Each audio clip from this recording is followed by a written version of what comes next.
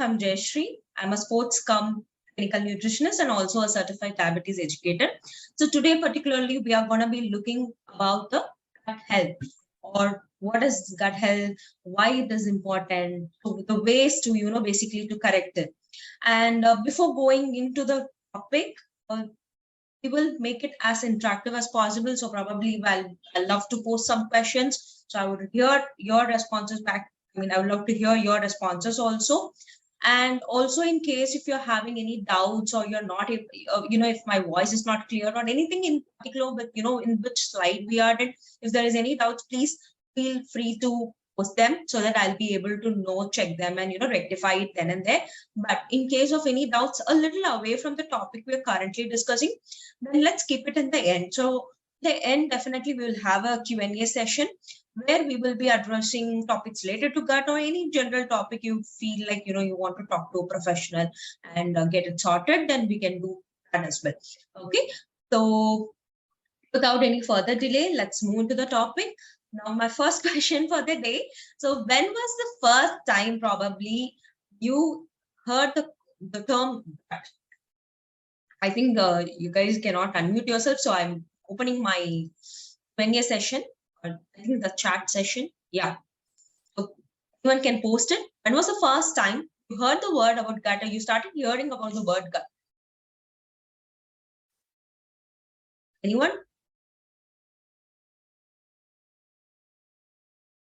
Come on, it's open for everyone. A couple of years back. Okay.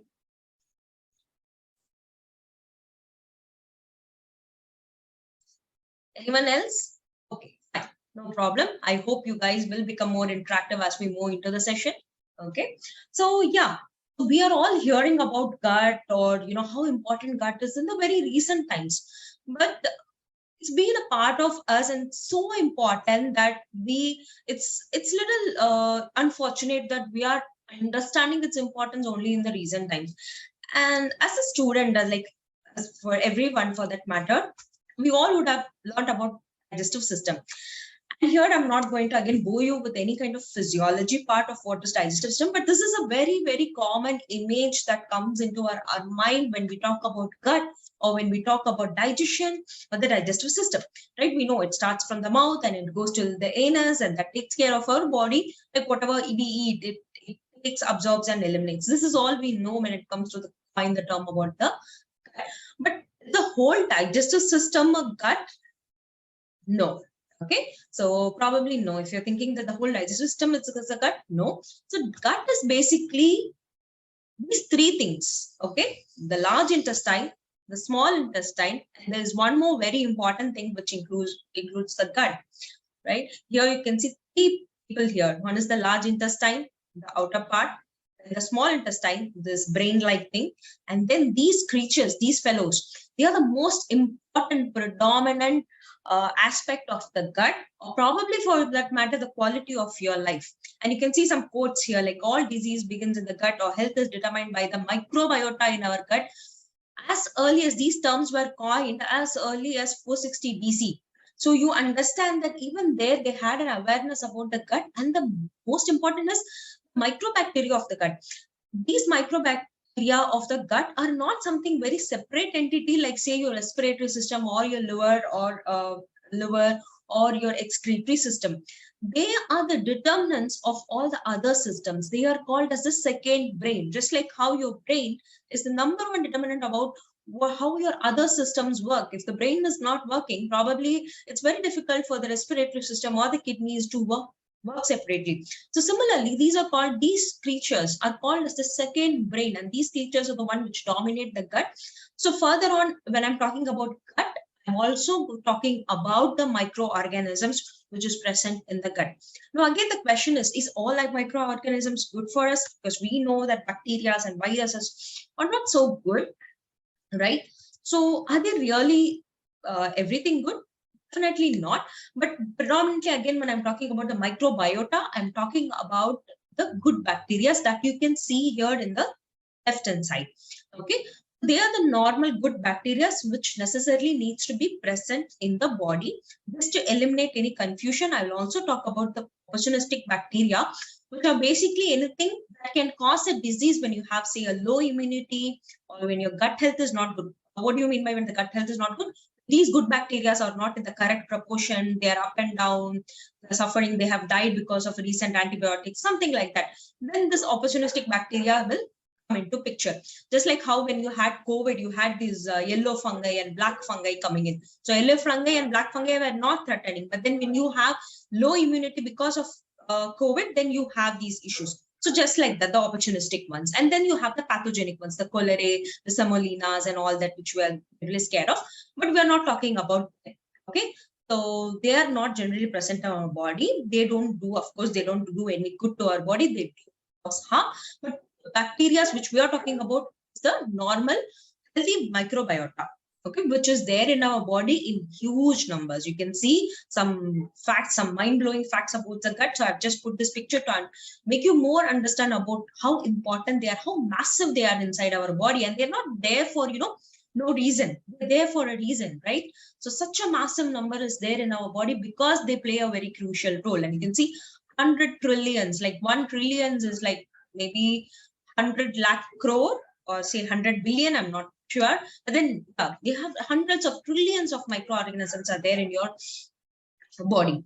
So of course, we're going to talk about these amazing creatures and why we have to be very, we have to respect them and we have to be very protective of our gut microbe because they are my second brain. They decide what is going inside my head as well as what is going inside my body, right? So here we are having some proofs again about, how come gut bacteria and weight gain is important.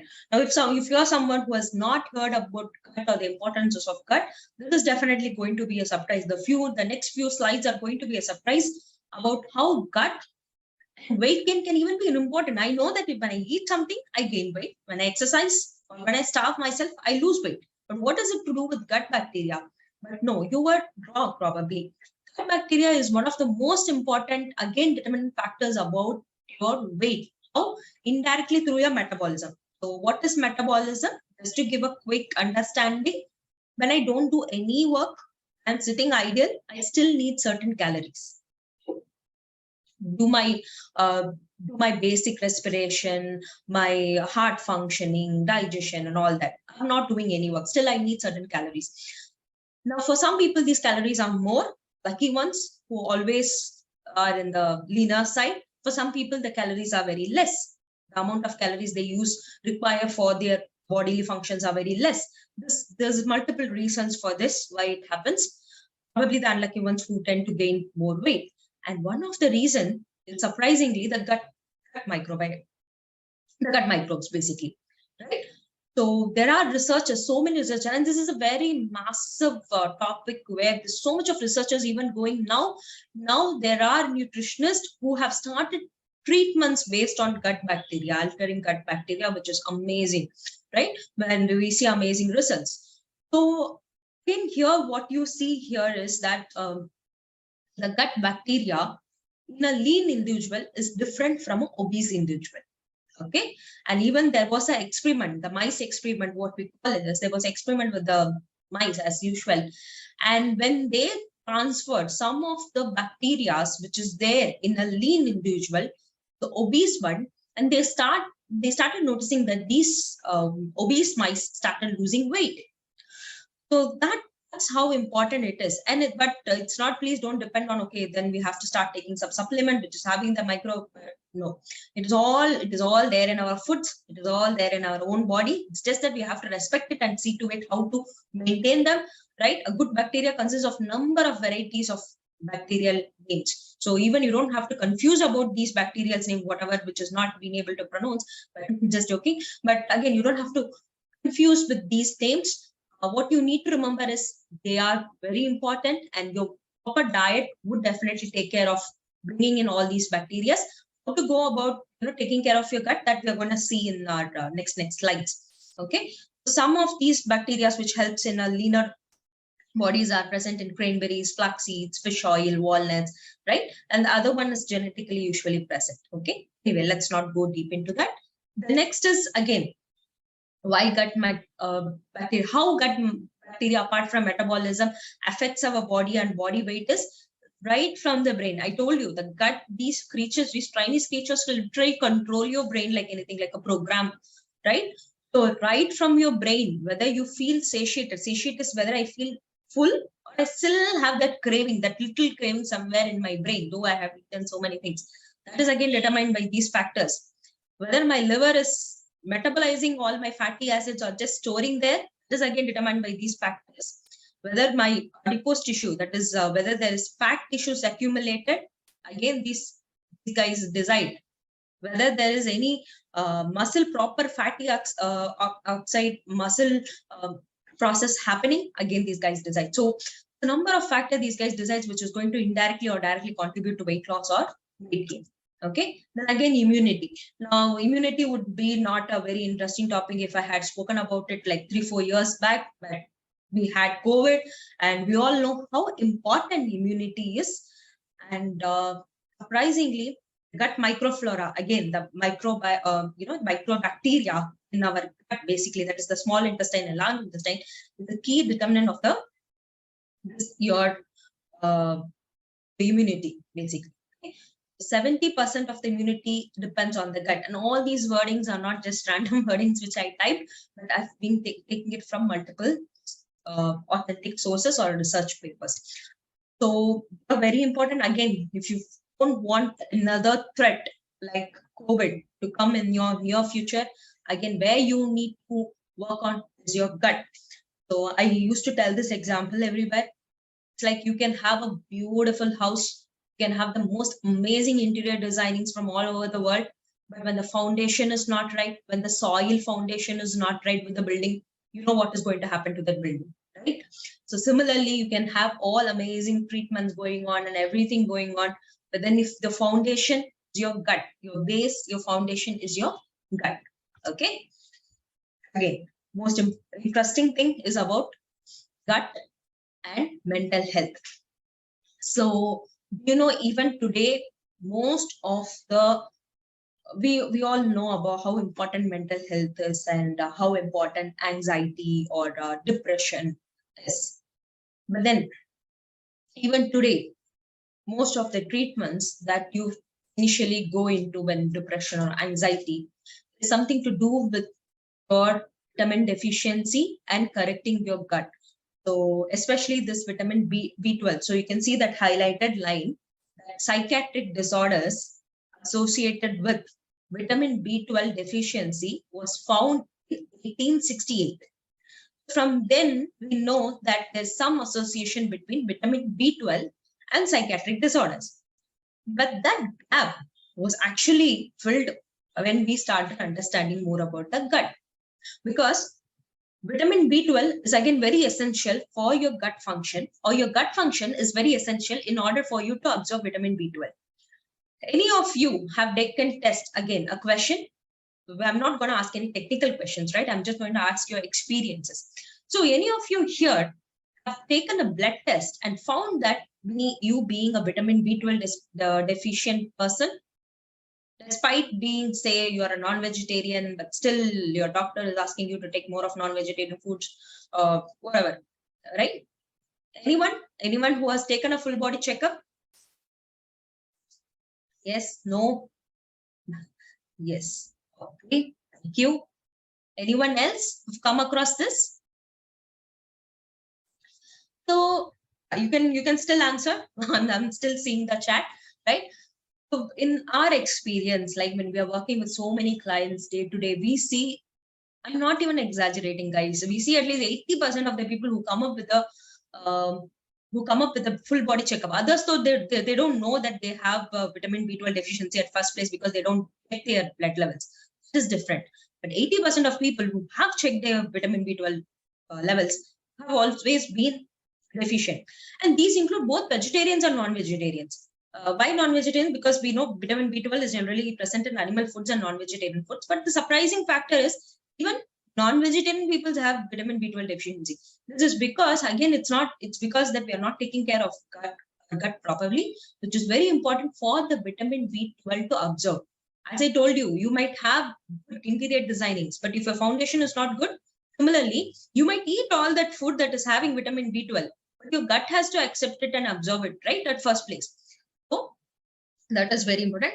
And with my experience also, I have seen so many people who have taken vitamin B12 supplements or who have corrected their gut have reduced the incidence or the likelihood of, having the episodes of anxiety or depression.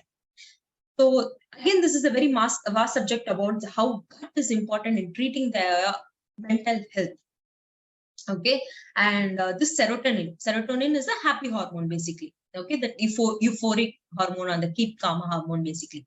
So that serotonin, 90% of it, again, where it is produced, it is not produced in your brain, but it is produced in your second brain, which is your gut. Okay, so again, one more reason to keep your gut healthy.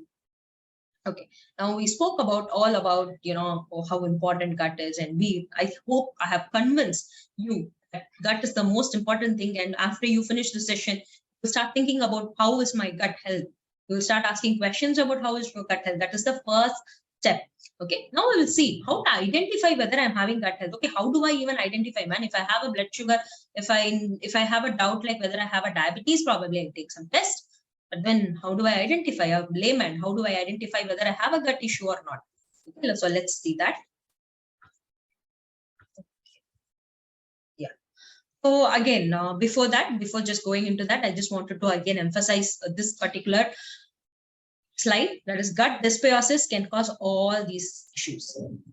Okay, they're all somewhere related to these issues, and all these issues can be managed, which means all these issues can be managed if your gut is good. Okay, so now any idea what gut dysbiosis is?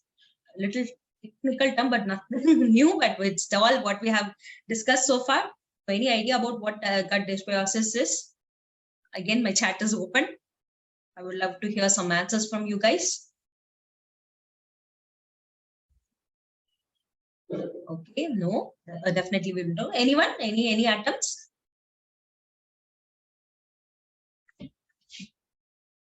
Okay, no issues. Gut dysbiosis is nothing but irregular strains of the gut being there. So we spoke about good bacteria, bad bacteria, opportunistic bacteria. So there are high chances that when one type of bacteria, that is good bacteria, goes down, there's a high type of chances that the bad bacteria overcome them or overtake them. Okay. So then the gut dysbiosis is happening. Basically, you're not having good amount of these different strains in your body. There is some issue with the bacterial concentration in the gut. That is what is called as gut dysbiosis. Again, a term which we will be using a lot in coming sessions. Okay, how does gut dysbiosis manifest itself? Yes, definitely we are going to come to this. Okay, so what causes this gut microbes to go down? So thanks for the question. Definitely we are going to see that in our next slides, right?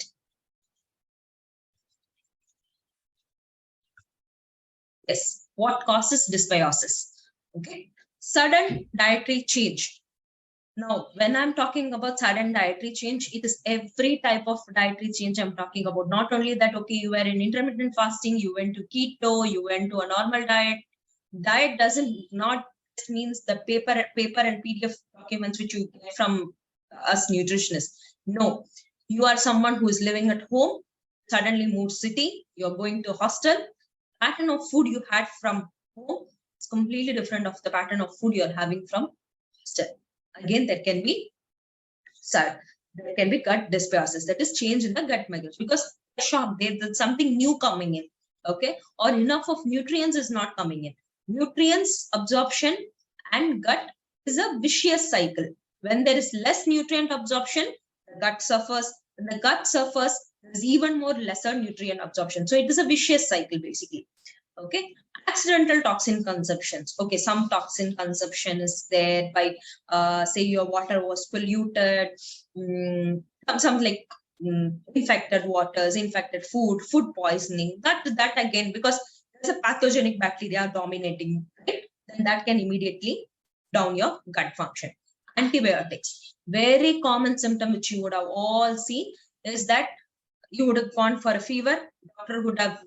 Nowadays these incidents are very less, but at least few years back, You go for a fever, the doctor would give you an antibiotics course for 5 days. Okay. They don't even know, they don't even see if there is, you have any bacterial infections or not.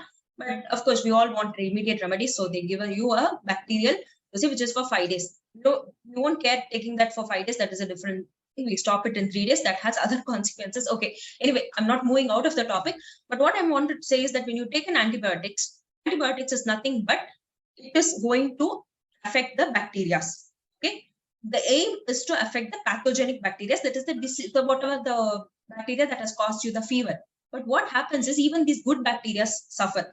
That is why when you have finished the antibiotics course, you generally have loose stools, you feel bloated, your stomach doesn't just feel right. That is because of antibiotics.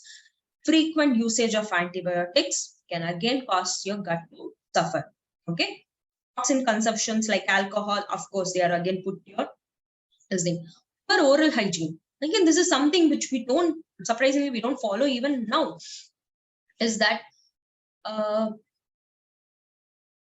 yeah, so I have a session. I'm going to, of course, attend that, right? So definitely I will be attending on how to improve the gut in my further slides, and in the end also we will start taking specific questions. Okay. So poor oral hygiene, again, we wouldn't even think that this can actually cause my gut to suffer. Sometimes people will have bad breath, might have plagues, cavities and all that. So how is that going to affect my gut health? Any idea, any guesses? Can you relate? So you can start posting the questions, but if it is a little away from the current slide, I will take it at the end. Okay, please don't mind me. So now talking open to discussion is that how a poor oral hygiene can disrupt my bacteria. Any idea? So you can just practically think. I mean, it's nothing to do with biology or anything.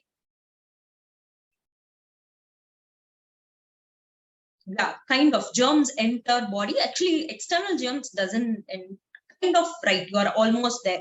The germs enter body. Yes, you are almost there.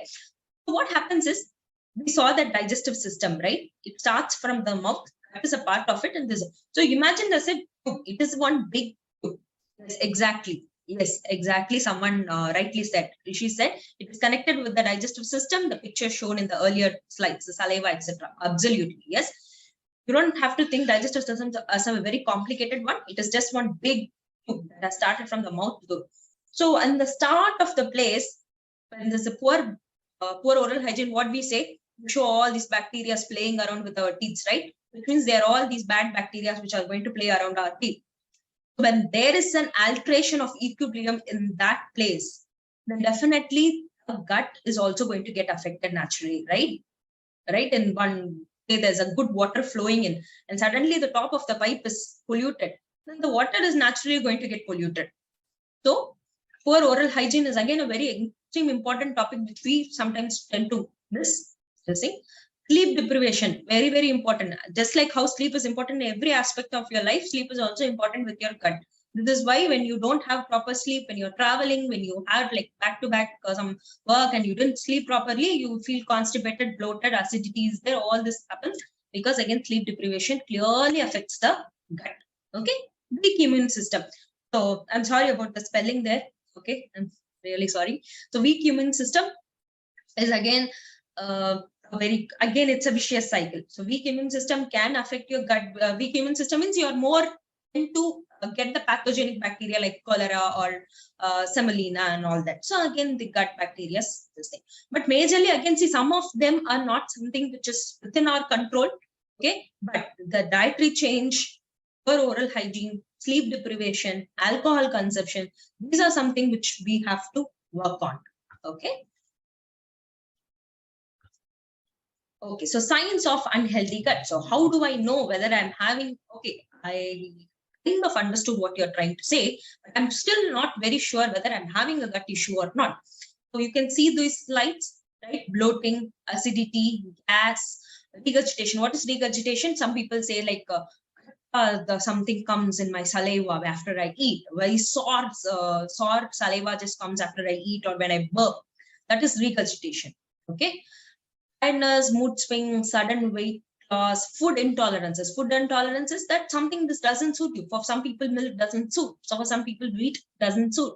So if I eat that, it's not like I'm allergic to or something. I don't have any skin rashes, but then it just doesn't suit me.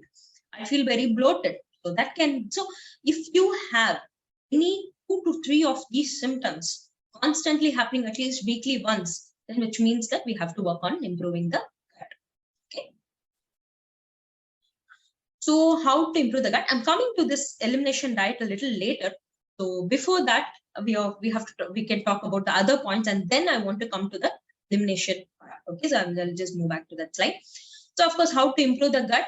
Basic steps like rest, hydration, conscious and slow eating. Very important. As a child, we would have heard our mother, we would have heard our grandmoms talk about, eat properly, don't see your phone and all that. But that's what even today's nutritionists are trying to preach to clients, that have conscious eating. That not only helps with your gut, but also it helps with your weight in a miraculous way. Okay. Avoiding sugar and refined foods. Again, sugar and refined foods are a big enemy to the gut. Okay, because sugar and refined foods naturally tend to attract more of pathogenic gut bacteria, which can definitely yeast and all that, which can definitely cause which can decrease the pollution of the bacteria. Okay, the last 3 things are which we are going to discuss a little bit more in detail. Avoiding protein, avoid overdoing on proteins. Avoiding fat diets, including prebiotics and probiotics. Okay, this is something which you're going to see now in a little detail form. Okay, so how do I spot a fat diet? Any idea what a fat diet is, or what is the weirdest diet that you have come across? So this is a small question. Is yeast pathogenic? Yes, yeast is pathogenic. Yeast infections are very, very common. Okay. So again, I'm not talking about the yeast, there is some healthy yeast, edible yeast also, but generally, yeast, most of the yeasts are pathogenic. So you have these yeast infections and all that, right? Okay. So coming back to our questions, any idea about what is the fat diet, or what is the craziest fat diet, or some fat diet which you keep hearing? Because now with Instagram and YouTube, you have everyone teaching about diet, and some are good, some are like a little crazy. Anything, any interesting fat diets that you've come across?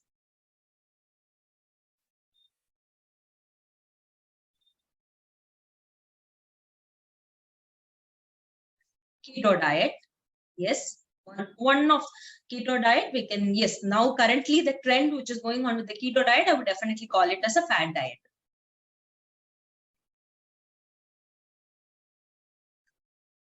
Anything else? No issues. Okay. Again, this is open. You can talk about any other diets which you have come across. So basically, how to identify a fat diet? Because I'm not going to list out what are the fat diets, because even if I list out 4 fat diets today, I'm sure with the current trend we are having with social media, there's going to be 10 or 15 more fat diets, and someone suddenly comes into know, how can I try this diet? Trust me, I wouldn't have even heard about that diet. Okay, because that the term coincidence would have just happened some recently, and suddenly it would have gone viral, and then someone would have come and so similarly, people would also know certain names which I'm not going to, maybe I wouldn't have heard. But these names are going to keep coming up, right? Just like keto or what is that, paleo diet and all that. These things are going to come up. They are going to have some strong reasons why they are the best diet to follow. But we need to be first aware. Every diet, we cannot go talk to your nutritionist about whether you can follow this diet or not. Again, it's not very easy to do that. You should have some awareness about whether these diets are really good ones. Okay, cutting out an entire food group like totally no to carbs, totally no to proteins, totally no to fats, totally no vegetables, totally no fruits. So if something like that happens, then you should know that it is a fat diet. It is not a healthy diet, because every food group has a nutrient which is important. So when you cut down on that, you are cutting down on the nutrient which plays multiple vital roles in your body. Okay, so definitely a no. That's when keto diet comes into picture. Keto diet was completely introduced. For just a quick interesting fact, keto diet even today are followed in pediatric wards to treat epilepsy. Okay, even today. That was keto diet was actually, even you can Google it about how keto diet came into existence, is that actually came so that these people, these kids, small newborn babies who will have epilepsy, that is fix, you call it colloquially, right? To them, reduce the brain activity because the brain will be hyperactive. Reduce that brain activity. That is how keto diet actually came. Even today, it has been practiced with doctors' approval and all that. With the doctor and a dietitian would work on that and do it. But what we are following now is just for, say, sudden weight loss. I want a sudden weight loss. I have a marriage to attend, so I want to lose. No, it is not keto diet. Even now, you can follow keto diet, but there are so many rules and regulations and how much you need to follow and all that. So definitely that I would say it's a fat diet. Okay, only allows few foods to eat. Again, something like an Atkins diet, or if you're not heard, they'll say only you eat this green smoothie morning, night, you will be able to lose weight. Okay, again, that's just not a diet that will help improve your quality of life. It will diminish the quality of life. It's not a right diet. Okay, if you just drink water, then also you will lose weight. But what else I will lose, right? So think about it. Okay, promising rapid weight loss, no. Marketing a specific product, very commonly now used. Okay, I'm not going to talk about any brands now, but we all would have come across some supplement protein shakes, some meal replacements. They say we take only this morning and night, you will be able to lose weight. There are multiple things behind it. And you should ask multiple questions to yourself. How long am I going to take it? I'm losing weight, but what else I'm going to lose? What else am I introducing into my body? Okay, unnecessary chemicals and preservatives when you introduce, changing your whole diet. See, your whole food is what your body is completely made up of. So you cannot change that to some packet food, right? So definitely marketing a single product or evidence from a single study. So these, and say XYZ brand, they have come up with this product. They will say, see, we have done studies. We have, but if you see, only that company would have sponsored that study. So again, it's not a very genuine study. Okay, contradicting with guidelines. So we have Indian Dietetic Association, we have American Dietetic Associations, which are two common dietetic associations. They have certain guidelines. If someone comes, some celebrity tomorrow comes, say something, what, I found this is the key to lose weight and all that, all going to affect the quality of life. First thing it will affect is the gut, basically. Okay. So no to fat diet. Overuse of protein supplements. This is again not for everyone. I'm not saying that everyone is overusing protein supplements, but sometimes I'm just very tired of answering these questions to my clients, that I started talking about this in my public webinars or seminars also, because with all the good trend that is going on, that is fitness, going into fitness, gym, which is very good actually. It's a very, very healthy trend I'm seeing. But again, people, somewhere they want to go away from the line. So they start taking multiple amount of supplements and all that. So you need to understand how much proteins you need. You need to understand how much proteins are already coming from your body. You can do your own research. I'm not saying that don't do any research on your own. Whatever is there in Google is bullshit. No, you can do your own research, but if you're not confident, talk to a professional. Okay, don't listen to trainers or anyone for that matter which are promoting brands, please, because I've seen so many. My trainer asked me to take this, my trainer asked me to take that, can I do this? No. Okay, again, all these have put a lot of load in your body. First thing you see, when you take over proteins, then what is required is, again, you see a lot of constipation, bloating happening inside your body. Some of you might have experienced it also. So they come up with, since I'm talking only about gut, I'm just going to talk about what proteins do to the gut. But they have other aspects also, which is not very recommended. So I know the one question which is going inside your mind is, can I take whey or not? Is whey good or not? Whey is absolutely a very good supplement. You can definitely take it, but whether you need it, okay, whether you need it is the question. Whey is nothing but a 23 grams of easy supplement, an easy absorbing supplement. If I take 100 to 150 grams of chicken, I'm going to get that 23 grams of proteins. So why do I need that extra 23 grams of protein? So there's so many questions, questions or things to that consider before you take whey. At a time, you can take only 1 scoop of whey, or per day, 1 scoop of whey is more than enough. Okay, I see people taking 2 scoops, 3 scoops in a day. Please, no, that is going to harm your gut. And the moment you increase your proteins, you have to increase your water intake. Again, that will reduce the incidence of your bloatings and acidities and all that. Okay, because you're putting load to organ, not like you put inside and then immediately magic is going to happen and it's getting absorbed and going into the muscles. No, it has to go through so many processes to reach the muscles, right? So you're putting load to all these organs. So you have to think about it, okay, whether it is a load or whether it is an essential. Whey is a good supplement. See, paracetamol is a good medicine, but I take paracetamol every day. So something like that. So certain questions you need to ask whether you need it. Okay. So definitely the conclusion is high proteins can affect your gut. Then, taking wrong supplements and superfoods, again, it's not only with your proteins, but so many other supplements also. I see people who take multivitamin, then again they take B vitamin, then again they take B12 supplement all in the same day. Why? Multivitamin already has B vitamins, including B12. Why do you need to include like 3 different supplements, right?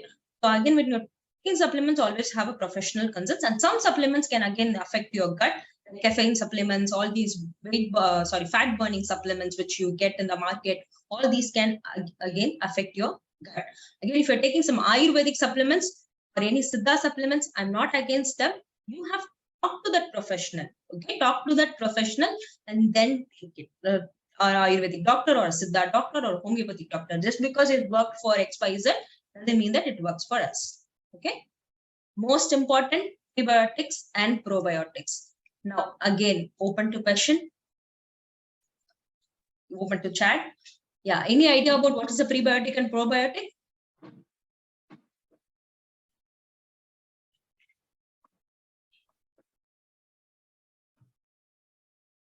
Yes, you want to say something? Okay. Eaten before meal. Okay. Yes. Improve gut. Yes, before and after meal, kind of correct.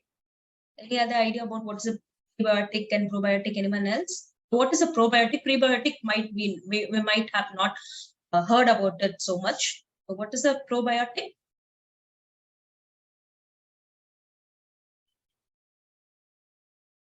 Okay, no issues. We will move into that slide. Okay. Yes, as you can see, the left side is prebiotic and the right side is the probiotic. Okay. Now, simply to understand what is a prebiotic and probiotic is, say you have some seeds in your, you've planted some seeds in your garden. Okay. So the seeds are basically the probiotics, the strains. Okay. Now, for that seeds to grow, you need good amount of soil, you need sunlight, you need water. That is prebiotics. Okay. So prebiotics support probiotics. Okay. Now, coming into actual terms, probiotics is nothing but good strains bacteria that you get in food. Okay, so how do I improve? Now, okay, I left all the practices which is going to possibly harm my gut. But then how do I improve my gut health? Regular intake of probiotics is very, very important. Probiotics are nothing but good bacteria available in the food that we can ingest for our improving our gut health. Okay, so you can see some of the examples here. These we do have Indian examples also. Okay, but I'm coming to that. The sauerkraut, kimchi, some pickles, apple cider vinegar, kefir, kombucha, all these are now available in the market. Of course, maybe it was not very familiar 2 years back, but now it is any supermarket you go, you have this kombucha frizzy fruit drink, which is kombucha, which is again an excellent source of probiotics. You have certain brands also which you can see lined up in the fridge. Again, no brand names, okay. Yeah, kimchi, sauerkraut, kefir, all this you can see in this thing. Sourdough bread is again. See, what are all this? Nothing but fermented foods. Okay, fermented foods. So now let's think. Does my culture have a fermented food? These are all different cultures from around the world. It is just because of marketing, it has developed its fame. But what about my culture? What is the best Indian probiotic? Anyone, please? Yes, probiotics are good bacteria. Probiotics contains good bacteria basically. Okay, that helps your gut. Buttermilk, excellent. Yes, buttermilk, curd, yogurt, all these are very, very good probiotics. Okay, don't confuse with curd and yogurt. In abroad, curd is basically the cottage cheese. See, the moment milk separates, right, it curdles, right, curdles.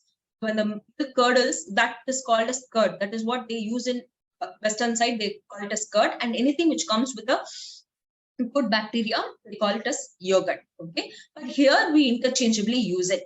But of course, there's a different strain of bacteria compared to what you make here at home compared to what yogurt you get from markets. That is because yogurts are generally made in labs. The strains are very specifically made. Here we make our own curd and buttermilk and everything, but still both are probiotics, both are excellent sources of good bacteria. Okay, that is one excellent example, a most common example which is used throughout India. Apart from that, other good bacteria are something which is which each tradition has. Like say in South, for us, we soak the rice overnight and we have it the next day morning. We ferment it a little. That is a good bacteria. Then there's idli dosa batter. So idli dosa batter is something which is fermented overnight. That is again a good bacteria. Similarly, if you see in North, they soak bajra or jowar overnight, then they ferment it and then they make the dough. There's again a good bacteria. And then in the Northeast, you can see good amount of fermented foods very commonly available there. These pickles and all, the kimchi and all that is very commonly available. They are again a very good bacteria. It's one of their secrets behind their amazing skin and hair. Okay, trust me, right? So they are all good sources of good bacteria basically, and make sure to keep them as a part of your diet. Every day, 2 times at least, you need to have some amount of probiotics. That can be from curd or that can be from other resources. Other commonly available probiotics, I would say, is your apple cider vinegar. Okay, apart from curd, idli dosa batter, apple cider vinegar is there. Then once in a while, of course, there's no harm in taking a kimchi or a kombucha from the market. But again, depends upon the affordability, but not necessary that you need to take these for your probiotics. Okay. Then you have the prebiotics, which is basically the ones which is going to help these probiotics to grow. That's the good bacteria to flourish. The pictures are here, but just to keep in mind, anything that has fiber in it is a good source of prebiotics. Okay, any fiber-rich food like your green leafy vegetables, your fruits, your nuts, your whole grains are a very good source of prebiotics. Okay, that's something you can just easily remember. Okay, yeah. So before I go, end my presentation, I want to talk about another important thing which we just saw. What are the signs of gut health? Food intolerance. So I was talking about food intolerance because this is again something which we need to remember. Which we need to take with us. Okay, so that's why I wanted to keep it in the end. So food intolerance is, as I told you, something which is not suiting you. Okay? Most two common food intolerance, which is a medical condition itself, not a medical conditions, but say a diagnosis as such, is a lactose intolerance, which you might have heard, gluten intolerance, where those people, they cannot tolerate milk. It's not like they don't get any rashes or allergies, but their gut doesn't tolerate milk. They don't have specific enzymes to digest the milk. Or their gut bacteria is not digesting the milk. Similarly, gluten, that is wheat, maida, rava, and all that. Okay. Apart from that, people do have multiple other food intolerance. That differs from person to person. For me, for someone else, for X, Y, Z, it can be a very different thing. Okay. So how to identify this? Suppose I had a question also that my gut is always, I feel very bad about some question I had, I just read randomly that I feel very unhealthy about my gut. So how do I treat it? So apart from following all the suggestions about good health, not having outside food, not having, having proper sleep and exercise and everything, one thing you can do if you're someone who's constantly having these issues is follow a food diary. So what is a food diary? Very childish like thing. Get a diary and write down get a diary or use an app, whichever is convenient for you, and write down everything which is important for you. Okay. Everything that you eat that day. Okay. And then note down the symptoms you're facing. How is your acidity? How is your bloating? How is your this thing? This looks very childish, but trust me, even for IBS, that is irritable bowel syndrome, one of the rarest or the most most toughest thing about the gut. For them also we use this strategy. Okay, you have to note down only then, because for each person something would be intolerant. So to find out, you need to have that food diary. Write down what you ate and how your symptoms is today. Then you will come to an understanding that what is actually causing that. Eliminate that. Slowly start introducing probiotics. That is how you can improve your gut health. There are of course market supplements, medicines, and all that is there.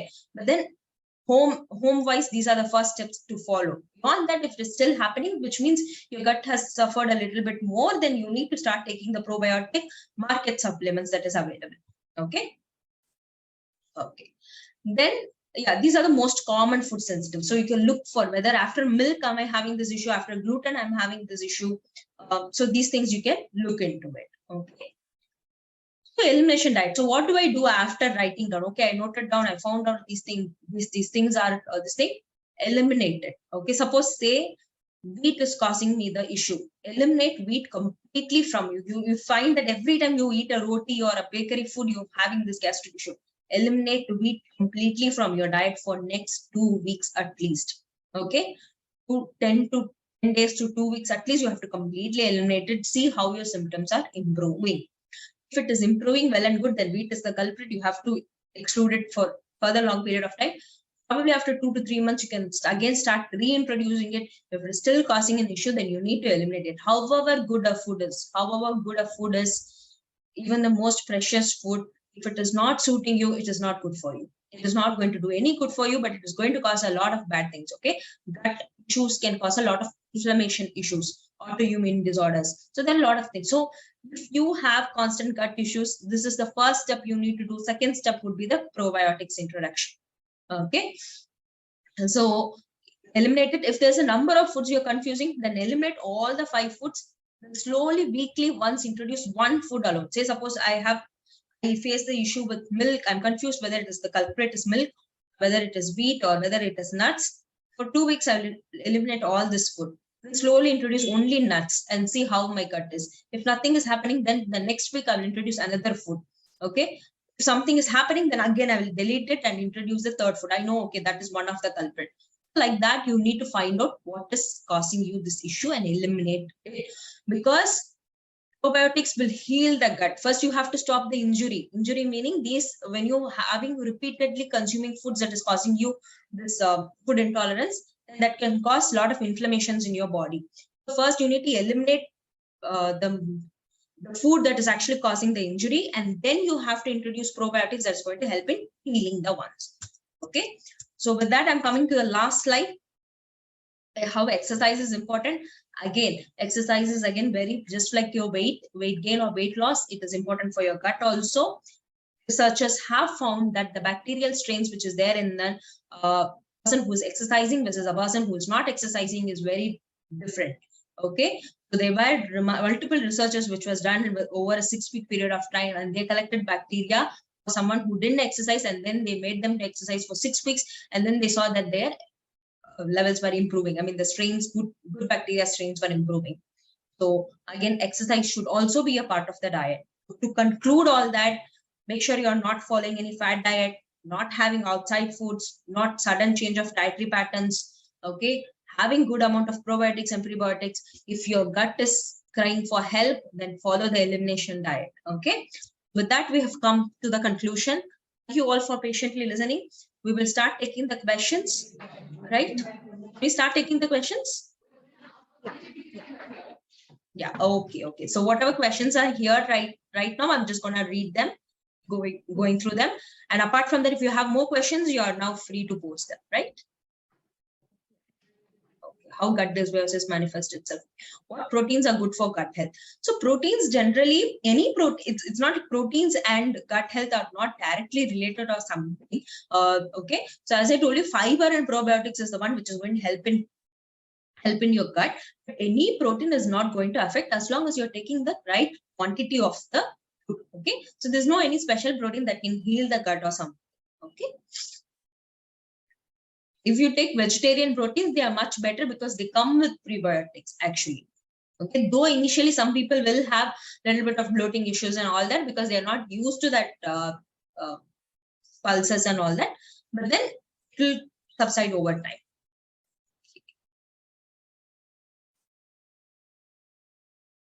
Yeah.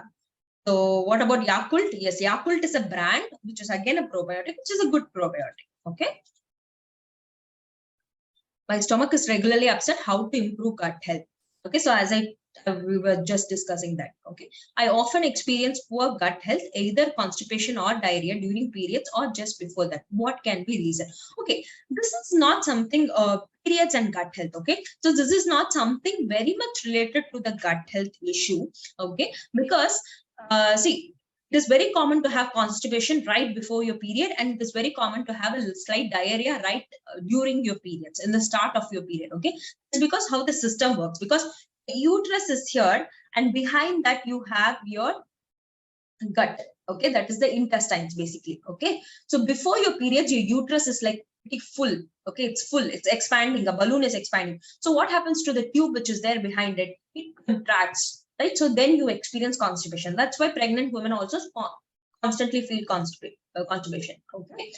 Now the next day when you get your periods, right, the uterus is now contracting to release all the bloods. Okay. So then this is now free. This tube which was constricted is now free, suddenly free. So then you have the sudden flow of a diarrhea kind of a feel. This is very common actually. It's not something to be worried of, I would say. I tick mark everything on the signs. Okay, I tick mark everything on the signs of unhealthy slide you showed, but I eat healthy only. Why? Okay, so then we need to follow the elimination diet and see, make sure you are taking the probiotics. Okay, see to that you're following this video, because many people who are just having home cooked food, nice simple sattvic meals, still have this gut issues because they would have gluten intolerance. Again, with experience, I'm telling you, we have seen so many people who have eliminated gluten and seen miracles, from acne, reducing from acne to having a better skin and health and reducing weight, reducing belly fat. We've seen that happening after gluten. Because again, I'm not against gluten, it's not for everyone. Okay, but many people, they don't even know that they're having gluten intolerance. Somewhere they have some bloating, they don't know why, but they continue eating that because it is part of our staple diet. But unfortunately, many people do have gluten and we don't realize it. So that is something you have to see. You have to eliminate. First thing you will try eliminating is gluten and milk and see how it is. I was earlier fine with lactose as kid, but now I have lactose intolerance. This is again very common because lactose intolerance happens when there is a enzyme lactase being absent. Okay, now this lactase enzyme is there in everyone as a child, but as we grow old, lactase enzymes reduces for many of us. Okay, so that's why as we grow old, many people get lactose intolerance. Okay, so there is nothing to worry here with lactose intolerance. It's a very, very common thing. It's just a small enzyme that is absent in our body. So you can go for alternate milks or lactose-free milk. Lactose intolerance people can still take curd and buttermilk, because curd and buttermilk don't have lactose. The bacteria, the good bacteria, breaks those lactose. So they can still take curd and buttermilk, and they can take lactase-free milk. Okay, but they need to definitely eliminate lactose. So you can't continue taking milk when you're having lactose intolerance. They keep on causing some inflammation on the other in the body. Okay. Same issue with gluten. Again, as I told you, gluten is a very, very common intolerance that is there, right? Some numbers say that it is even 70% of Indians do have gluten intolerance. Okay, but then some argue that it's because market gimmicks. People want gluten-free fruits to come into the market. No, it's not like that. Trust me, gluten intolerance is there. It's very common. The only way to identify whether you have gluten intolerance is not as by the elimination diet, and it is okay. As I told you, however good that food is, if it is not suiting you, the only better way to improve your quality of life is to eliminate that food. We cannot force our body to make it accept it. Okay, intolerance are more like allergy. Some people don't know why they have crab allergy, prawn allergy. They face swells. So just like that, you think about intolerance. Okay. only best way is to use. But the unfortunate thing is intolerance symptoms are not as severe as allergic symptoms. So people continue to take that, and so much of inflammation gets accumulated in the body that within 35, 40 years, people come up with osteoarthritis or say spondylitis, which are inflammation related issues. But somewhere, the triggering factor would have been these intolerance foods. Okay. Okay. So any other questions?